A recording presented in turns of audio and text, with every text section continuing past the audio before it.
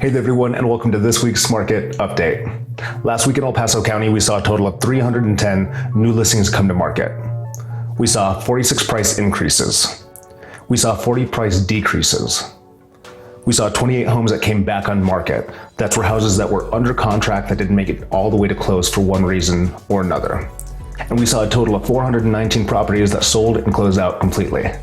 So this last week, we saw the highest number of new listings coming to market in one single week that we've seen for over a year now. Last month, 3 out of the 4 weeks had more than 200 homes that came to market every single week.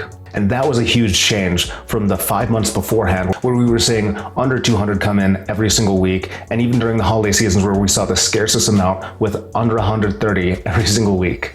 So as we move forward, as we get more into the spring market, as we get into the summer market, hopefully we continue to see this amount and even more listings come to the market every single week.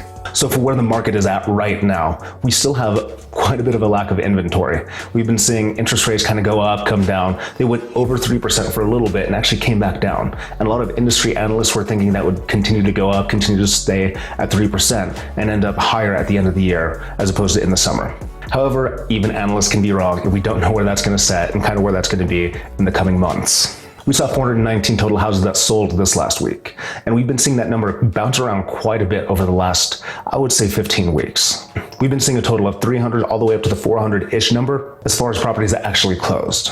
Now, what this is really reflecting is, again, the lack of inventory that we have in the market. We have quite a bit of buyers, quite a bit of well-qualified buyers that are out there putting in offers right now. We just don't have the inventory to satisfy all that. So even when the closing numbers do come down, it's not due to a lack of demand, it's mainly due to the lack of inventory, and we don't have as many houses to sell to keep the total number sold up every single week.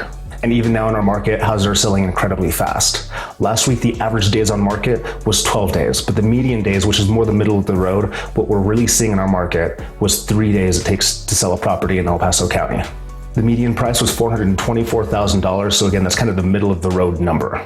And properties have been selling for 104.1% of asking price. In a normal balanced market, we see that number closer to 100. And for a typical buyer-seller's market, at 102%, it's considered a seller's market. At 98%, it's more considered a buyer's market. So what that 104% is showing is that we're that much further into the seller's market side of where we're at right now. And with a median price of $424,000, that means that the median house in Colorado Springs is selling for $17,300 over asking price.